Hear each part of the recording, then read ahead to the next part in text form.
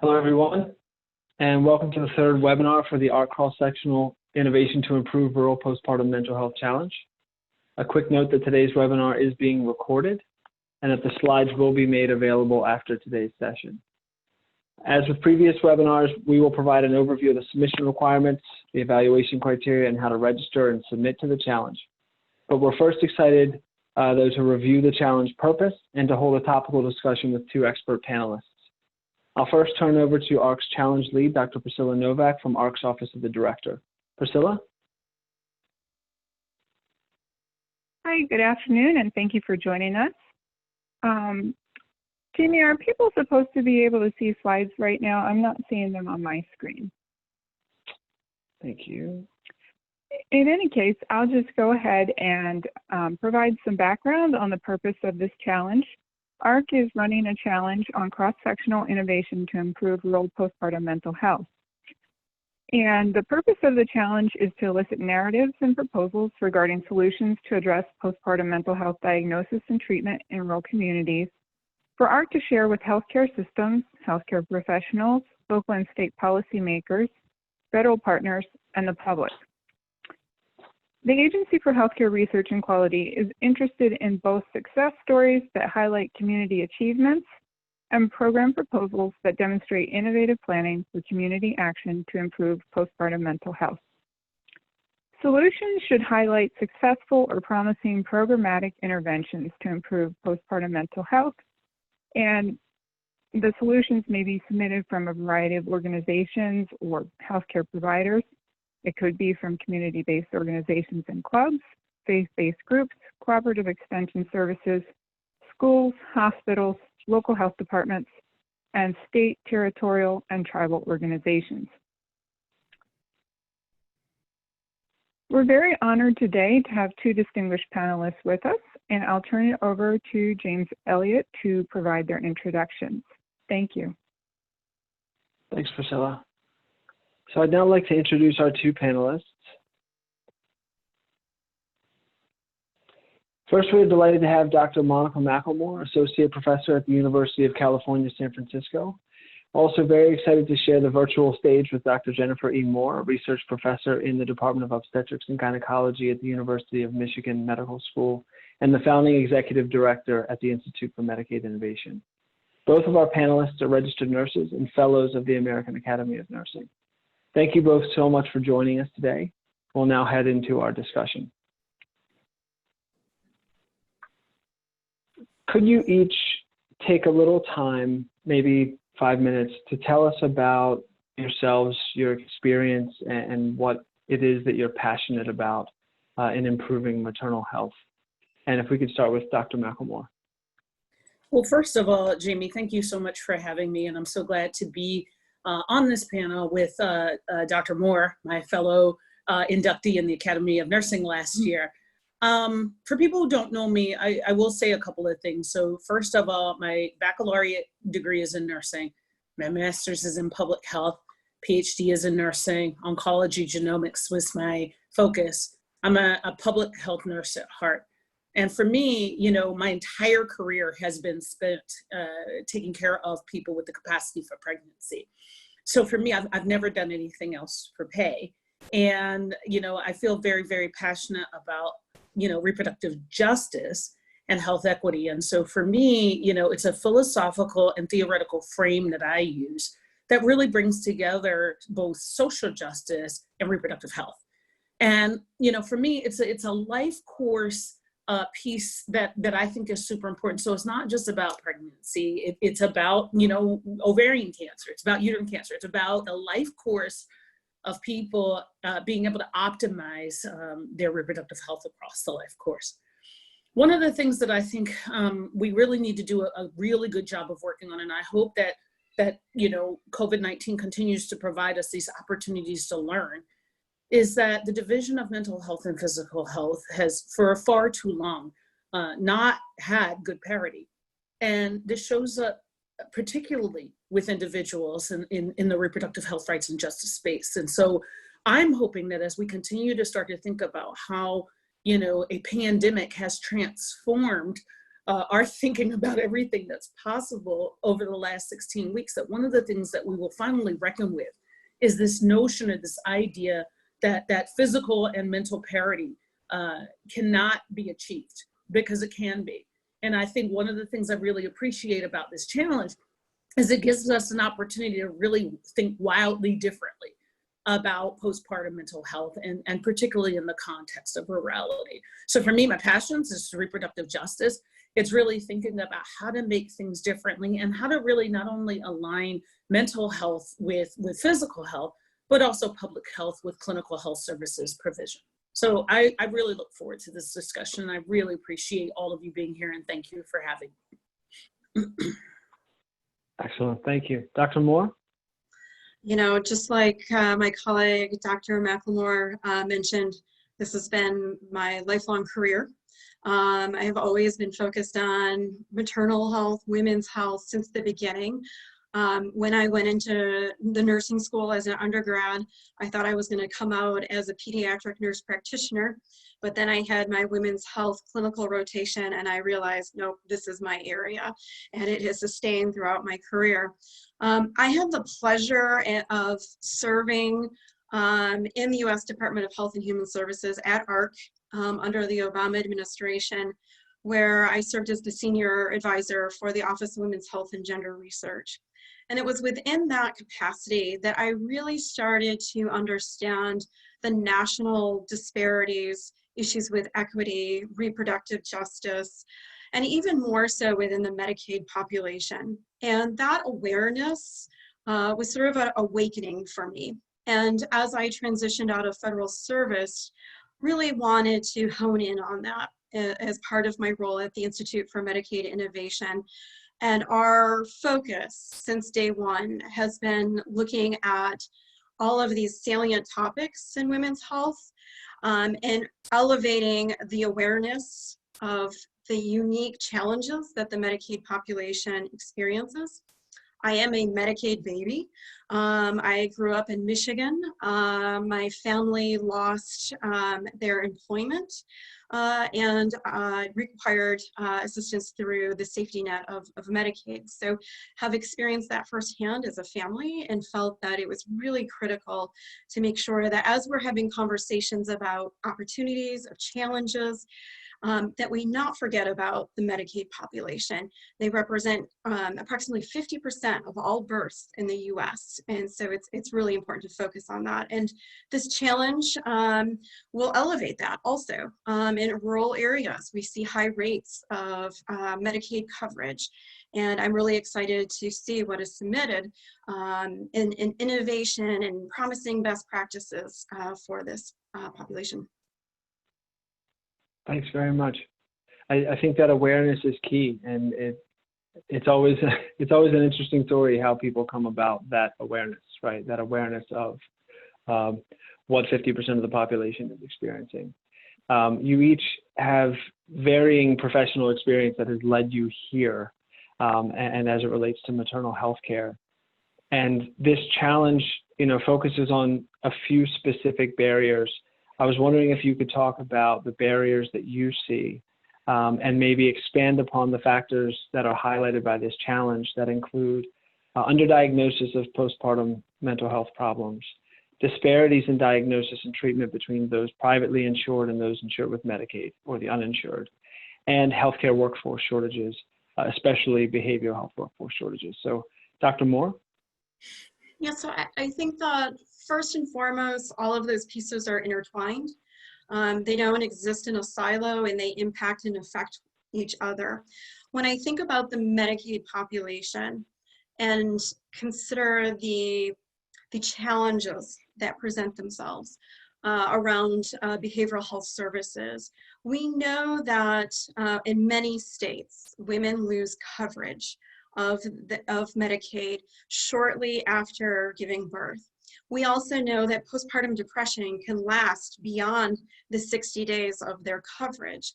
And it can be a real hardship to secure adequate treatment, ongoing therapies for a postpartum depression diagnosis if you are enrolled in Medicaid. We also know that there are challenges in having a sufficient number of behavioral health providers who take the Medicaid reimbursement rate to support these services. We also are aware of the inherent challenges as we identify solutions. So telehealth being a solution to expand the behavioral health workforce access point. However, and there was a great segment on CBS Sunday Morning this past weekend showing that about 50% of all Americans, regardless of income, do not have access to reliable internet services. So if we're hoping to utilize telehealth as a solution, which is fabulous, we also need to identify the additional potential barriers and work towards removing those as we think about expanding this area. This is a really critical component of success. We also think about this in the space of our access point to providers and recognizing the limitations for those enrolled in Medicaid to have access to certified nurse midwives, to doulas, to perinatal community health workers, and having the capacity for those types of providers to be reimbursed in Medicaid to serve as a critical safety net for their needs during and after pregnancy. Thank you. Dr. McLemore, have some comments? I echo everything Dr. Moore said. And you know, I also want to take us to this sort of really ethereal plane, because I actually think the fact that you have innovations in your title allows us to think about some really, really like sort of wild ideas, which I really hope that people will play with. So 16 weeks ago, we would have never thought that telehealth was going to be, you know, covered for expanded prenatal visits, let alone, you know, throughout the entire pandemic, and have the Center for Medicaid and Medicare, you know, commit to reimbursing it. We should be advocating to continue to test that and to have that be permanent. You know, I think one of the things as we think about, like, and this isn't necessarily specific to COVID-19, but we've seen many federal funders have some attention, finally, to people with the capacity for pregnancy. So the National Institutes of Health had their first ever RFA around maternal morbidity and mortality. PCORI asked around, you know, solutions to resolve maternal morbidity and mortality.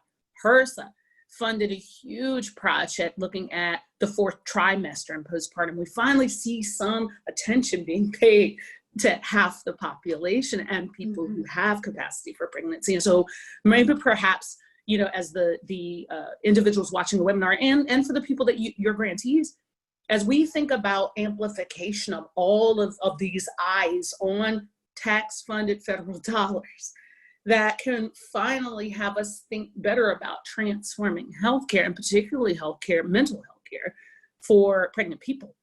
We will again put some very essential attention to places where postpartum mental health services, not just rurality, but thinking about the military, thinking about carcerally involved people who also have that intersecting identity of rurality, of really thinking about how can we create uncanny partnerships to support not only health equity, but mental health parity in the pregnant period. I think that we could spawn a ton of really, really great ideas.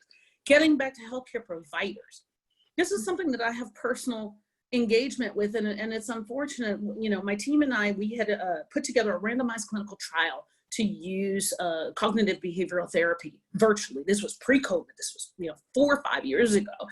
And we wanted to use doulas, community doulas, to help support the cognitive behavioral therapy interventions. And to Dr. Moore's point, we had to back all the way up to get people devices and data plans.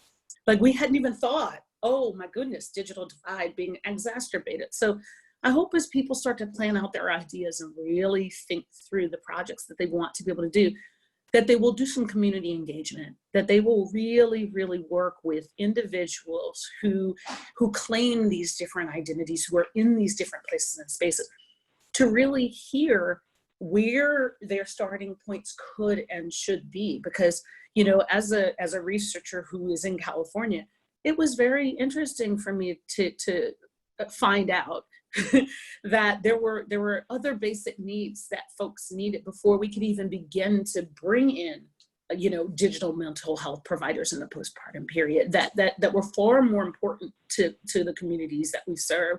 And we needed to take that time to build those relationships and figure out you know, what the timeline would be for community engagement so that we could do the best project. And so that really set us up to be able to then, you know, now be in a position to try and fund that project, because we weren't ready then. I think, oh, and let me just say one more thing, because I also think this workforce thing, you know, is important. We need to be thinking about like what are the other paths for people to become mental health providers as well. You know, I know a lot of doulas are providing mental health supports for individuals, and perhaps maybe we need to be partnering with them to also make sure that their educational needs are met, and that they have access to the most accurate information as well. So I just wanted to put that plug in for, there are also innovative ways we could be thinking about workforce that aren't necessarily just leveraging our existing paths. I mean, I would build off of two really important comments that were made there in relation to doing that pre-work, engaging the population and community you want to work with, not assuming that they are in a home that is a safe space to have a telehealth mental health appointment, and recognizing the challenges that may be surrounding them, and engaging in that capacity and thinking through how you might address that. The other piece that she touched upon that is truly critical is thinking about you know, the challenges around access points. And it took a pandemic for there to be increased flexibilities for access and coverage for telehealth for the Medicaid population. Without the pandemic, there was limited, if zero, access to telehealth as an option for the Medicaid population in most states. Mm-hmm. So we have to think about, as we consider telehealth as an option, as a solution, as an innovation, about what policies need to be in place that support that going forward beyond the pandemic. Okay, this is great. This is a great way to dive in. So, looking at the barriers, we have questions about communities and what they're doing and what's working. But real quick, looking at the barriers, what do women do when they're dropped from their state? What is the negative impact that you see from these barriers on this population, this vulnerable population? What does that look like? Well, either one. You know, for me, I mean, I'll just start in saying that one of the reasons why right when COVID-19 hit, that you know, myself, members of our team, and people in the doula community really circled up to develop what was what is now called the COVID-19 Birth Worker Relief Fund, is that prior to COVID-19, we saw that there was some movement and in the national conversation around maternal morbidity and mortality, but we also saw a real interest in wanting to be able to support doulas and other kinds of birth workers. So when hospitals and healthcare institutions really started to restrict visitors and really trying to knowingly enact essential public health measures that would protect as many people as possible, we also knew that there was going to be this intersection of the people who need birth workers and doulas most would have the least access to them. And here in California, one of the most depressing things that happened right after COVID-19 hit, because everyone sort of thinks about a recession that's being spawned by the pandemic, we had worked for a very long time to have some House of Representatives and senators put forward a 14-county Medicaid pilot project to provide doulas and other birth support for Medicaid folks. We were going to do a statewide Medicaid innovation project where we would fund free doulas for low-income individuals in 14 of the 58 counties here in California. We had to pull that bill because we knew that as we were making the essential investments that would be necessary at the state level because of the failure of the federal response, that we would not have the statewide budget to be able to continue to support that project. We hope to come back in October and say the people who are still birthing still need doulas. And yes, we need to figure out a way to be able to find the money to be able to continue to test those kinds of pilot projects to see if we can improve birth outcomes. And the 14 counties that we had chosen in California were purposively where there were poor birth outcomes, were purposively where there were both rural and urban setting, where there were shortcomings in terms of the healthcare workforce. We had purposively chosen those counties where innovation might and could have been spawned and supported by if we had greater access to midwives and doulas. And so now we're back at the frustrating point where, you know, legislatively and policy-wise, we will not be able to have both the human and financial resources to try and do innovations at the state level. And so perhaps maybe, you know, people can think innovatively around, you know, how to make sure that postpartum mental health is addressed in people with public insurance. Thank you. Dr. Moore, anything to add? Yeah, I would say that, you know, with the Medicaid population that loses coverage relatively quickly after birth, you know, it has implications on the family, on the child or children in the home. It's not just mom, it's two generational, it's the full community that they're in, and the impact of that is really significant and should be recognized. Oftentimes when a community health worker or doula is coming into a home to work with someone in the Medicaid population, they're working with the whole family, and however they define family, and working within that scope. When you lose funding for coverage, you lose access, and you lose that critical touch point that serves as your safety net to connect you and support you and to monitor and be there as you go through this. There are plenty of community-based organizations that do a great job, especially for those who are uninsured or underinsured, but they're certainly not enough. And there's already a shortage of access points and providers when you do have coverage. When you lose it, that greatly diminishes. And oftentimes you're put on a waiting list, and that waiting list could be 3, 4, 5 months. You really don't have time to wait 3, 4, 5 months when you have postpartum depression. You really need that support instantly. Yeah, it's a great point. I think it's interesting, you know, for those that are joining this webinar that have not seen the previous 2 webinars, I encourage you to go back and watch them on the challenge website, because they cover different parts of this challenge, and a major part of this is diagnosis. And, you know, in the mother or the soon-to-be mother visiting her health professional for maybe the first time, it's such an opportunity for that diagnosis to happen. It's so critical, that awareness on the medical professional side. So I encourage people to go and look at those. It talks about the diagnosis tools that are available and that are promoted. A quick reminder that, or note that we will have time for questions from our audience. So if you have questions, please open the Q&A pod down at the bottom of your screen, submit your questions, and we'll get to those in just a little bit. So this challenge has 2 categories, success stories, program proposals. I'm wondering if you all could talk first about communities you've seen addressing these issues head on, so going after it.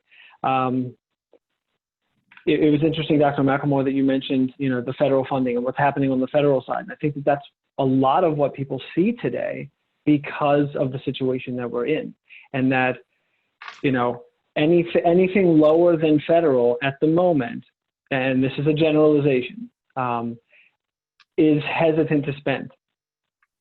The dollars that are being spent for the most part right now are coming at the federal level.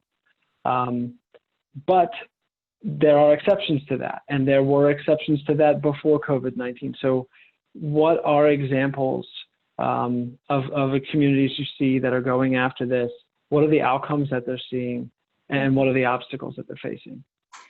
Well, I'll give you two examples from colleagues, collaborators, friends, and you know, just Black women-led organizations, because that is how I spend a good amount of my time. Right before COVID-19 hit, the Black Women's Health Imperative, under the leadership of Linda Goler-Blount, really started to launch a Black Wellness series.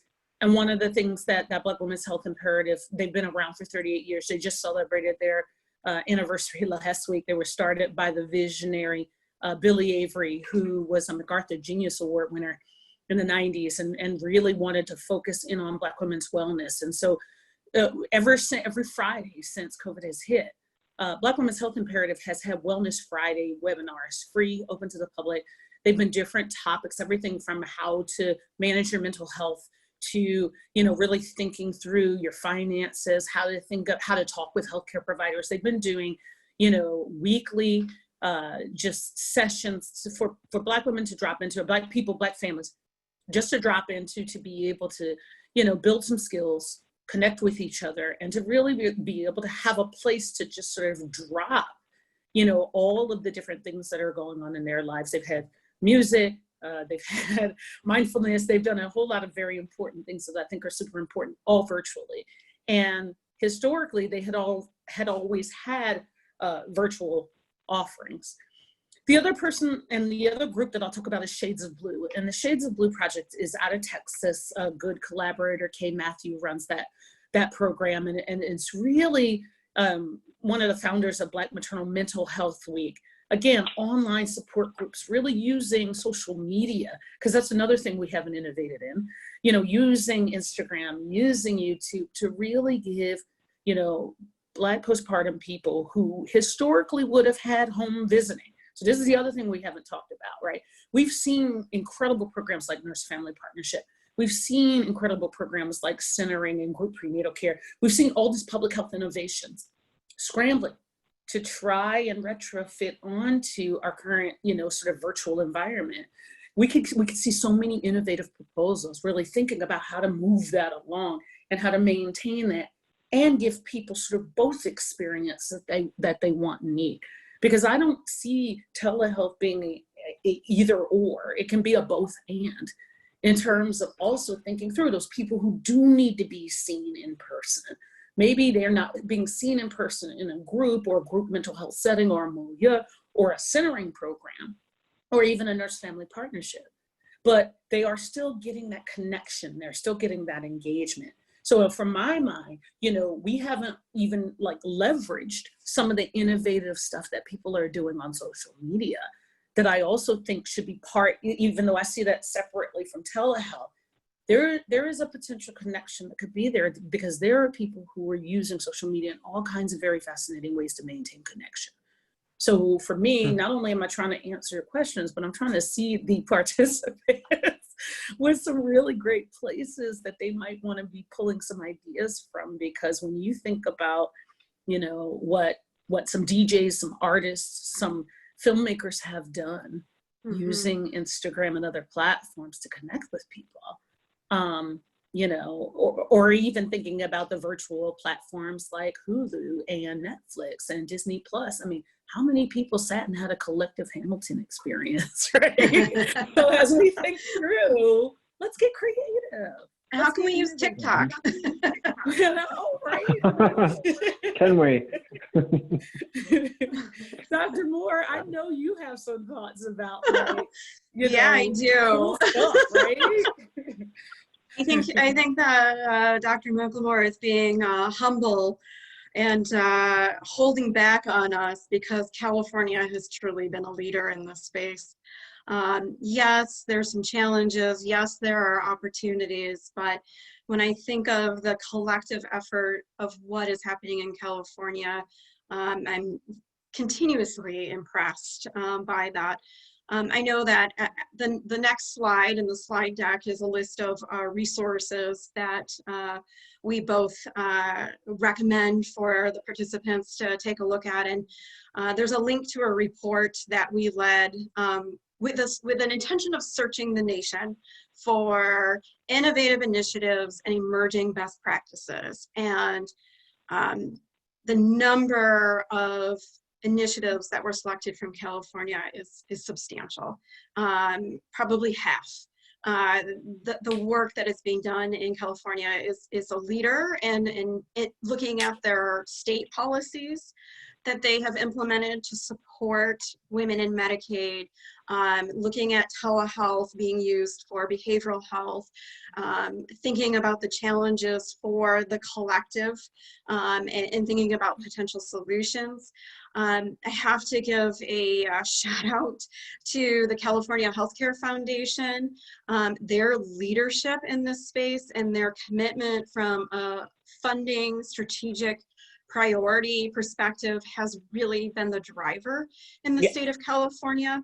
And I don't want that to dissuade others in other states to think we've got to have this established foundation to move forward. But there might be creative ways to consider how to leverage those financial resources to support a pilot, to support proof of concept, thinking about your large employers, thinking about other groups who might be able to get behind in similar ways, and thinking about how that might facilitate the ideals that you have. But certainly look at what's happening in California.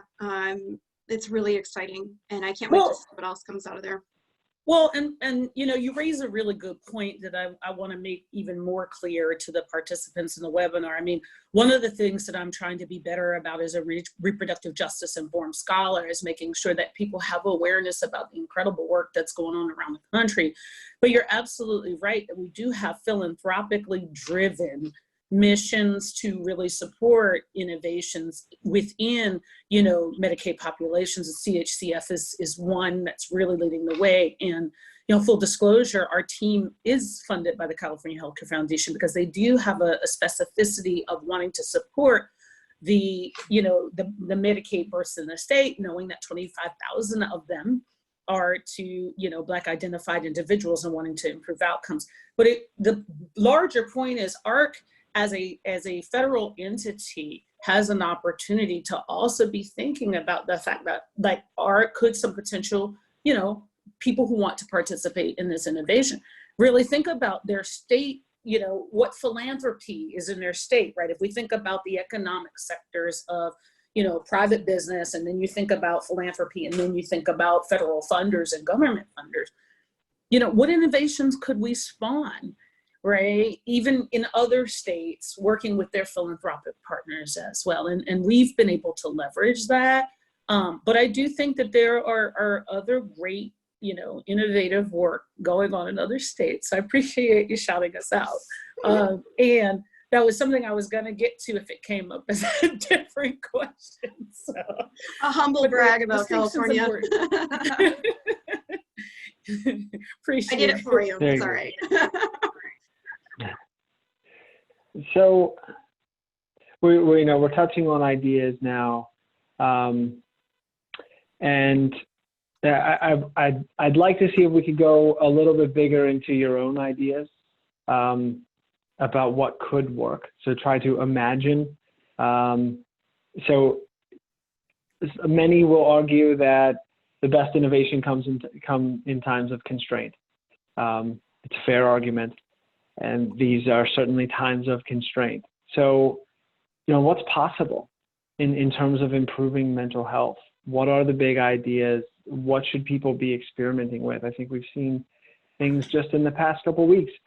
Where can we learn from if we look at perhaps international communities? What if women in the US had the maternal health experience that women in better parts of Europe had?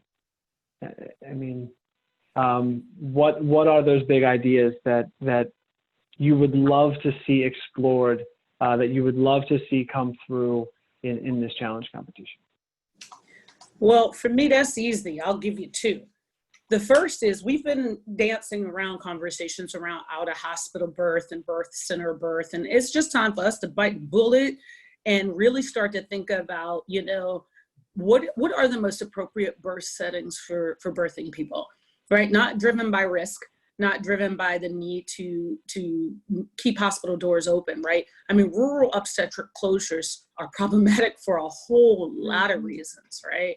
But maybe it's time to have a broader discussion about out of hospital birth or birth center birth or other models that we can adopt from other places. And that's one of the things that me and my team are trying to do in California. I know that the Black Mamas Matter Alliance is really having discussions about this, but how can we have an out of hospital birth, birth center birth, alternative birthing spaces, alternative birthing places, auxiliary maternity unit kind of discussion? Then I think the lowest hanging fruit that I really would love to see some folks go after, and I know that there's pilot projects that are going on around the country around this.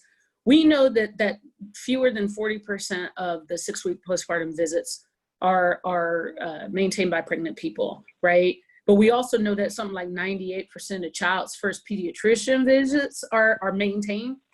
So why don't we try to think about bridging maternal health with child health? If we know 98% of children are getting on-time vaccines or going to their first pediatric appointment, can we set up some postpartum mental health in the pediatric offices? Can we start to really think about stuff like that? Or like, you know, mobile van that has the pediatric piece and then have the maternal piece like together? Because, you know, pregnant people try to do best by their children.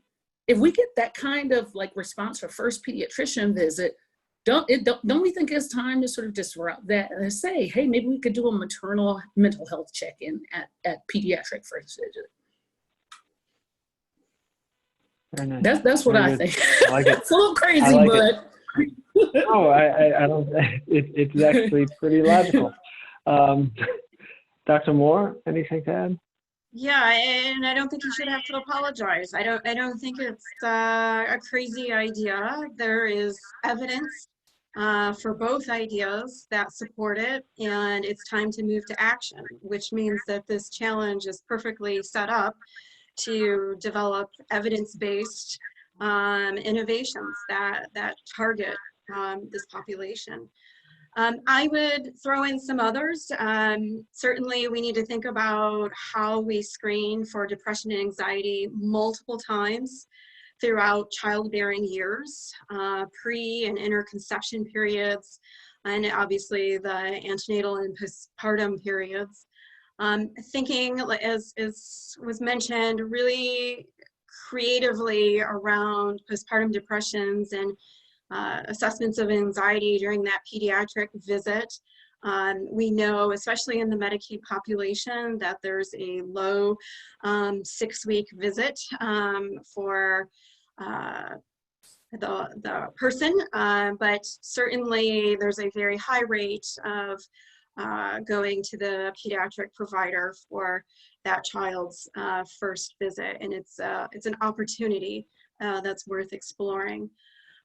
Really need to enhance the training of clinicians in diagnosing and treating maternal mental health disorders. There's a huge need in that. It can be a scary space for a lot of clinicians who received a very small portion of their training in behavioral health. And so enhancing that could be very fruitful. There's also a need to train clinicians in providing culturally congruent care, training clinicians in how they can reduce stigma and bias and barriers, and how their language matters and counts, and to be aware of that. And building off of this idea of thinking about freestanding birth centers, utilization of midwives and doulas, that works in Medicaid, and there's sufficient evidence to support that. But returning back to this notion that for a large number of people, they lose coverage 60 days postpartum. And there's certainly a need to extend that and keep that in place at least for up to 1 year to ensure that the entire family gets the care and services they need to support them in that moment, but also to support healthy future pregnancies and to ensure a healthy childhood. So would like to throw those ideas out also to the challenge participants to consider. Very good. Yeah, Thank I you. concur.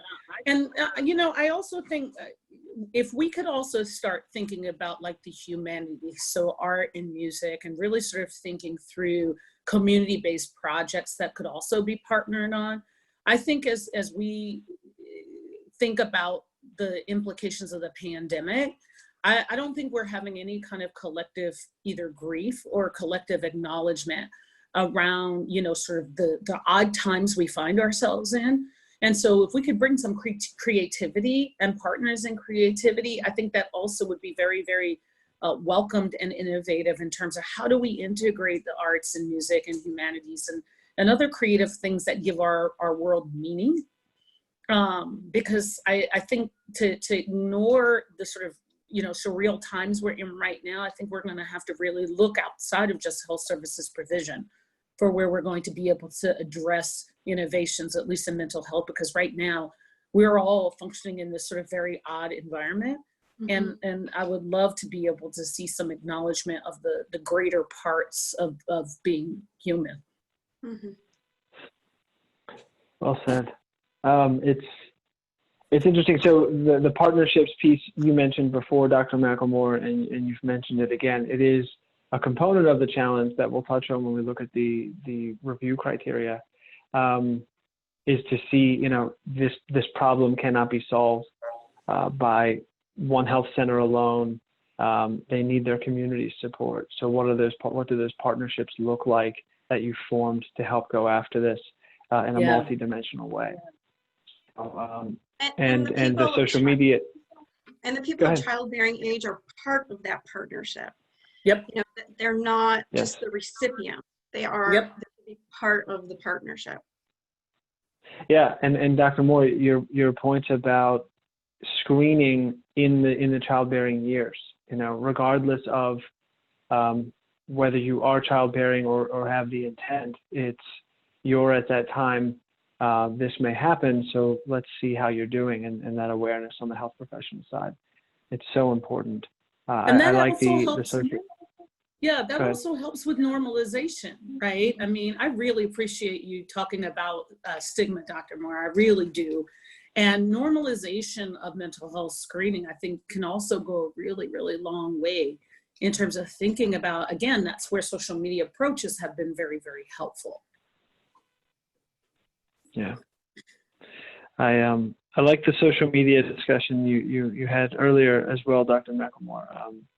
There's a project a little while ago called the Human Diagnosis Project, and it was basically a crowdsourcing of medical diagnosis. If you had free time between rounds, then you could, you know, log on and diagnose. It was somewhat gamified, but you know. Yeah. Of course, privacy and patient experience are factored in, and they have to be considered, but they're not unsolvable, especially now. So very good. Yeah. So I have one more question. Just a reminder, if you have questions for our panelists, please drop them into the Q&A pod of the Zoom window. So AHRQ intended to launch this challenge with the focus on this important topic before the COVID-19 pandemic intensified. The implications of the pandemic are certainly relevant in terms of social isolation, potential impacts on mental health. So especially in maternal health. So we find now that other topics are frequently discussed, racism, equity, in addition to the pandemic, all have their ties to mental health. Can you talk about what you see in your work as it relates to all of these areas, the impacts they have on the maternal population, and what folks should be paying attention to, and how they can help? Yeah. I mean, as a reminder to the listeners, you know, there was a Black maternal health crisis before there was a global pandemic. And, you know, the CDC had already, you know, taught us that Black women, Indigenous women, 3 to 4 times more likely to die than their white counterparts from pregnancy-related complications. And so we had already known that, and there had been some steps to address that. I like to remind any audience that I'm talking to that the 9 bill omnibus that was introduced by the Black Maternal Caucus is still active on the Senate and Congress floor. It was not pulled like our bill in California, but really to close a lot of the gaps that we're talking about.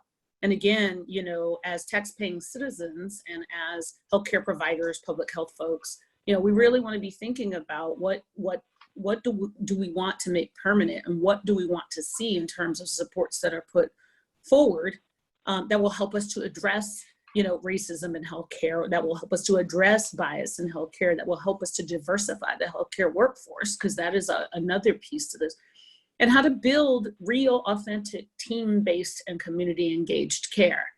So for me, that was a discussion that, at least in the maternal child health setting, that was a conversation that we were already having. I would like to continue to have that discussion.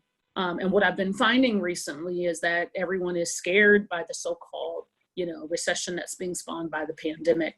And yet, you know, we still see stock market, we still see different, you know, places who are not necessarily acting resource poor,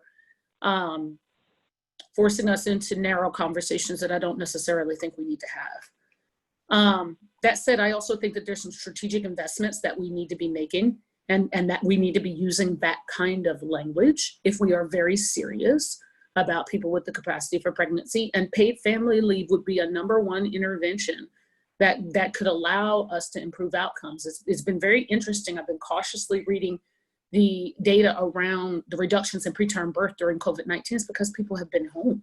We've had stress reduction. People are able to be with their family. Like, imagine that, right? So we've almost had this weird natural experiment of what it could potentially be like for us to make innovations in maternal health space, and mental maternal health. Well, we have the courage, as well as the authority, to start really thinking about how to do all of this different. That's where I'm sort of keeping my eye on, you know, philanthropy. I'm keeping my eye on federal funders. I'm keeping my eye on the private sector, because we actually have a natural experiment right now in the maternal health space to be thinking about how we can improve outcomes. Mm-hmm. Dr. Moore, anything to add? Yeah, I would say that going forward, as we think about the confluence of events and recognizing the awareness of the issues, they're not new. As Dr. McLemore said, they've existed for hundreds of years. But I think we're at a point as a nation where we have to make a decision. Are we going to prioritize this, or are we going to continue to ignore it? And if you're going to prioritize it, recognize that what has been done in the past doesn't work. And it fails to recognize the voice of Black and Indigenous people and their experiences with birth, with pregnancy, and that it's really critical that we listen and we hear what they need and take a serious attempt and effort to be responsive to that, and to no longer ignore that. And the pandemic has certainly brought that to some people's awareness, but certainly the recent murders have further exemplified those issues. And the time is now, and we have to do something.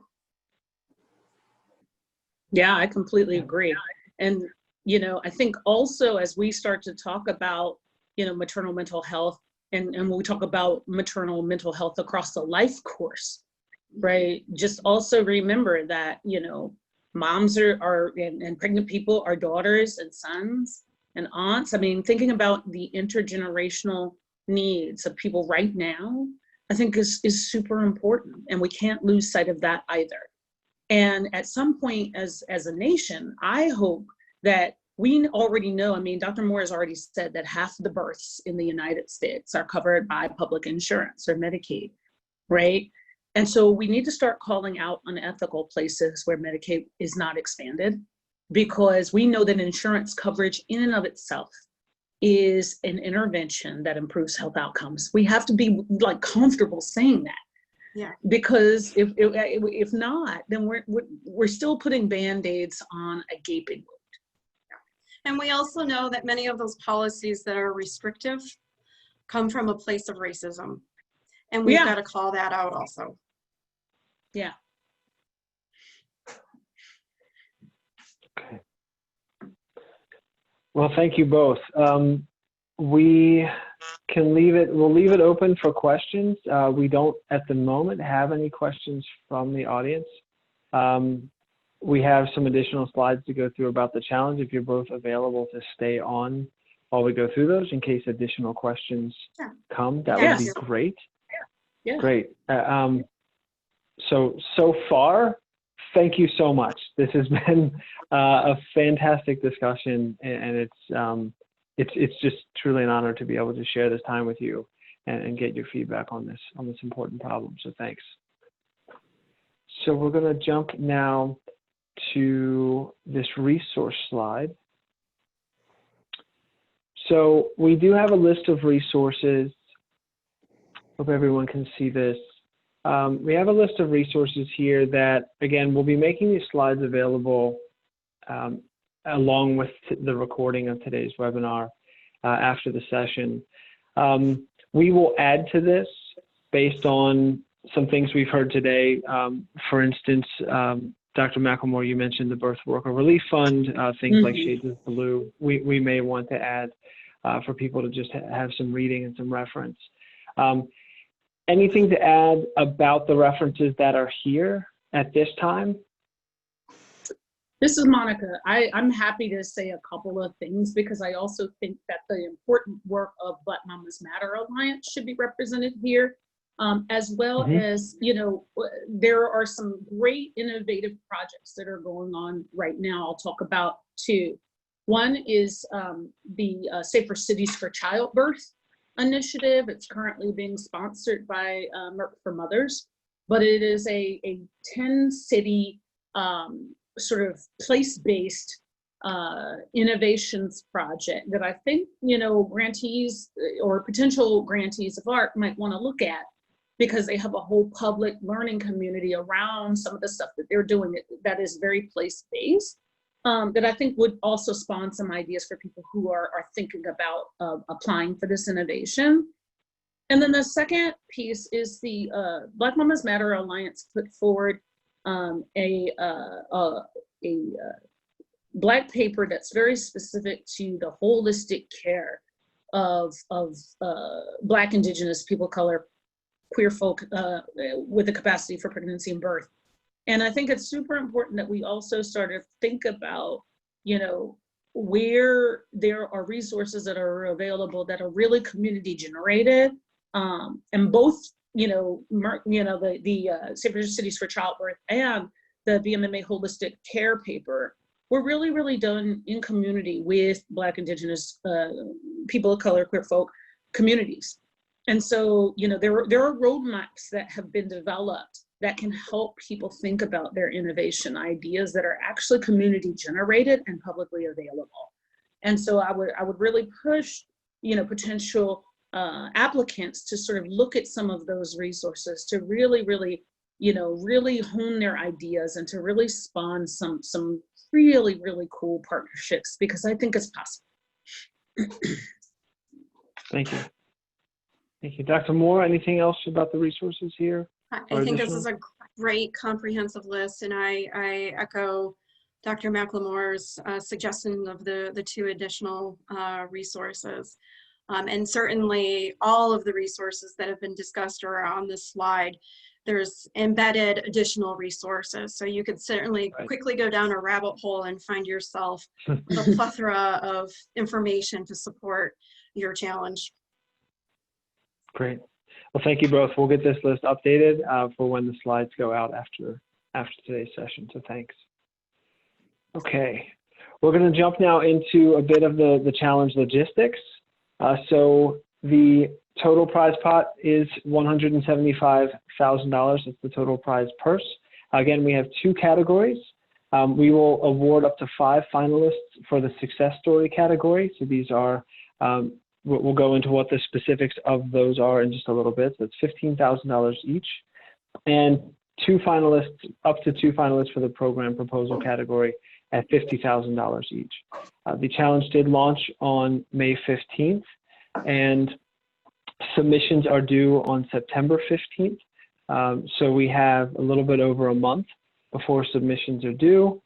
This is the 3rd and final webinar that AHRQ will be releasing. The first 2 webinars are available on the challenge website. And again, great content, great speakers in each of them. And I encourage you to watch them when you have a chance. And then we expect to announce the winners by November. So getting into the submission requirements, we have slightly different submission requirements for the success story versus the program proposal. So we ask that you submit a 5-page narrative that describes the solution that you created to improve postpartum mental health and ensure women and families can receive treatment and support. This should describe the community impacted. So that includes the rurality. A rurality is sort of a Boolean in this. It's a yes, no. You have to show that the community impacted is a rural community, and show that, describe the demographic and health characteristics. Then go into depth about how the barriers were reduced for women and families in accessing adequate mental health care. And so those barriers that are listed on the challenge website are shown here. There can be others. We ask that if there are other barriers that you're addressing, you describe them, quantify them, qualify them as barriers. That's perfectly fine. These are examples. Also on the success story for the submission requirements, talk about the partners that were engaged. This was talked about a little bit earlier. Not many go through this and do it alone. So talk about those partnerships, how they were formed, what they look like today. Talk about how the solution meets the needs. And these were the 3 factors that we discussed earlier in underdiagnosis and disparity in diagnosis and treatment and health workforce shortages. And you can submit a short video. This is optional that describes how the initiative addressed the burden of postpartum mental health problems. So if we look now at the submission requirements for the program proposal, again, very similar, 5-page narrative, describe the community impacted, describe the plan to improve postpartum mental health. So this is the major difference is what will you do? And then talk about in that plan, how those barriers will be reduced. So the same barriers, again, these are examples. If you have additional, describe them, quantify them, qualify them. Then describe the team. So this again goes with the partnerships, and we have a little something extra for the program proposal in terms of describing that team. But describe the team and then what that work plan is. Show how what you're trying to do is feasible. Show how it will be more feasible when you win the prize competition and have $50,000. So demonstrate that in a work plan. Show us how you'll engage the community. So we go into here. Yep, that's the next one right there. Show how you'll engage the community and the resources and partners. And then show how your plan meets those factors that we talked about earlier with underdiagnosis and disparity in health workforce shortages. The little bit extra that I mentioned is letters of support. So for the program proposal submission, you can have letters of support from community partners that you can attach as an appendix. And you can also submit a video up to 5 minutes and talk about that plan and here are some examples of what that plan will include. So looking at the evaluation criteria are also pretty similar. I will highlight the differences. So 20% on community assessment. So describe that community, what the assets and health priorities are, and why addressing postpartum mental health was a priority for that community. Talk about those partnerships,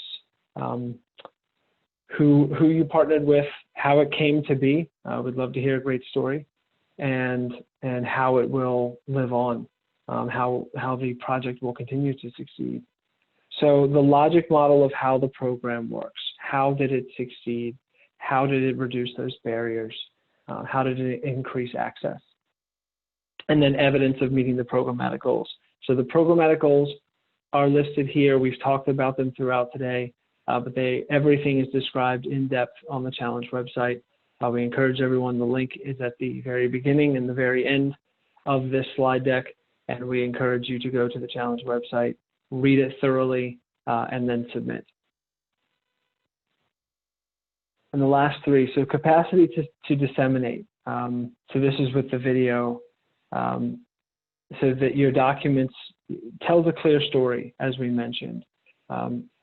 Frame the problem that you had to address and why it was a priority, frame the community, then go into how you did it, how the team formed to do it, and what that success looks like. And I think that's a major part of it is how can you quantify and qualify that success in terms of reducing barriers, increasing access. And then the last piece, which is rurality. So we are basing rurality off of HRSA's definition of rurality. So there's a link in the slide deck. There's a link on the website that you can view a community, you can search a community and determine its rurality. And then category identification, this one just, you state that it's a success story category, but I'll show you this one's pretty easy to get right because it's built into the challenge platform, which we'll demo for you. Looking at the evaluation for the criteria for the program proposal, very similar community assessment, talk about the residents' health priorities, why it's a priority, talk about those partnerships,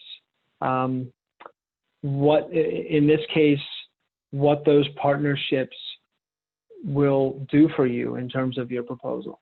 So a partnership that will increase your capacity for providing telehealth, a partnership that will increase capacity for providing cell phones to patients so that they can participate in telehealth. What do those partnerships offer the model? So in getting into the logic model, meld those things together in terms of your project plan of how you'll do this, how the partnership will form and complete all aspects of that plan. I see a note here that the program proposal said 10 pages, but I said 5. I believe it is 10 pages. We will clarify that and get back. Thank you for the clarification. We'll make sure to correct that. And then the implementation plan, so another 20% on the evaluation criteria, that you provided a clear, feasible 12-month implementation plan. And again, how you may use the funds to help implement. And then one thing that's different here for program proposals is the evaluation metrics. This is somewhat important because with the success story, you can easily demonstrate these were the metrics we started with, and these were how we measured against them when we succeeded. When it comes to the program proposal, you have to provide metrics and evidence that those are the metrics that you can succeed on, you can feasibly succeed on, and that you can feasibly measure. Show us how you have the capacity to measure those metrics throughout the 12-month plan. And then again, rurality, identify that community as rural through HRSA's definition and category identification. Okay. And so now we'll just jump very quickly into, once you've read the entire challenge website, once you have written your proposal, gotten all your materials together, you'll go to the challenge website and get a link to submit.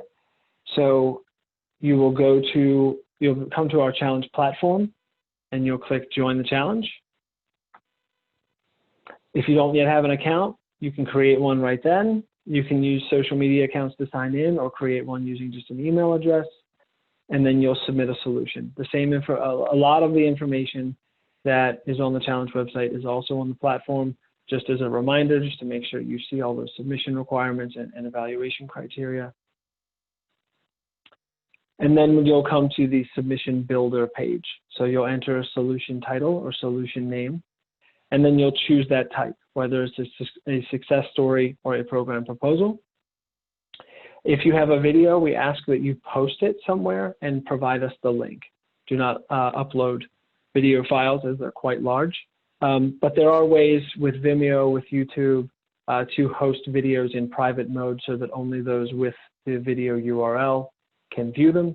So just enter that URL there. If it's hosted as private, if it's something you don't want made public, then you can choose files to upload.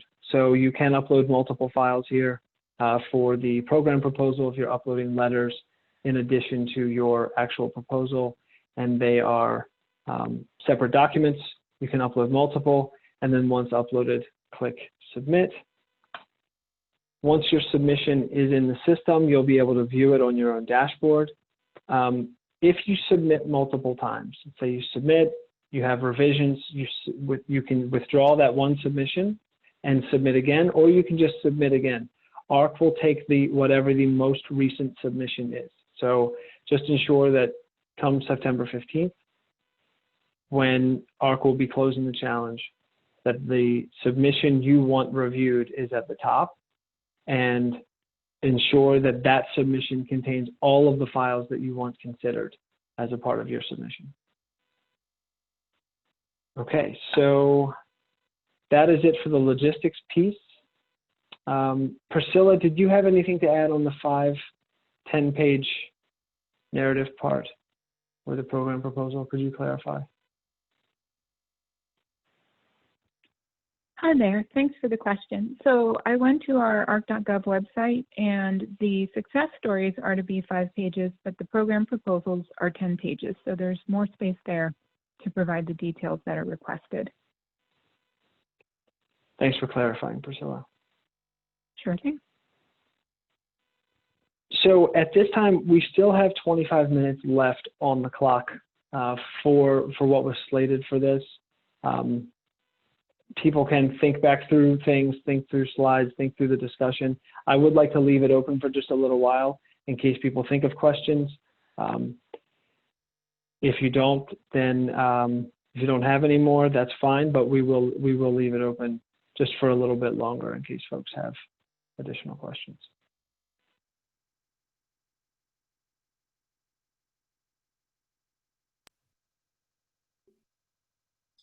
Jamie, I would like to suggest another resource for that slide that we had mentioned as we were going through the subsequent slides. It came to my mind, and that is 2020 Mom, which is a fabulous nonprofit organization focused on maternal mental health and has a plethora of resources and support in this space. And I would be remiss not to mention them and have them included.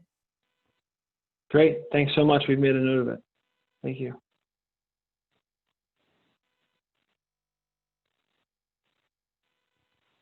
So as we are waiting for any additional questions, I would like to take a final opportunity to thank our panelists.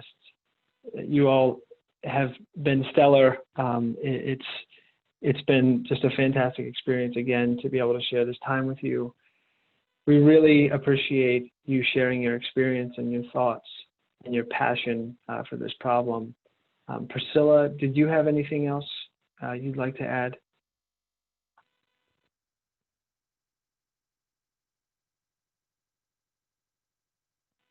Thanks for the opportunity to chime in.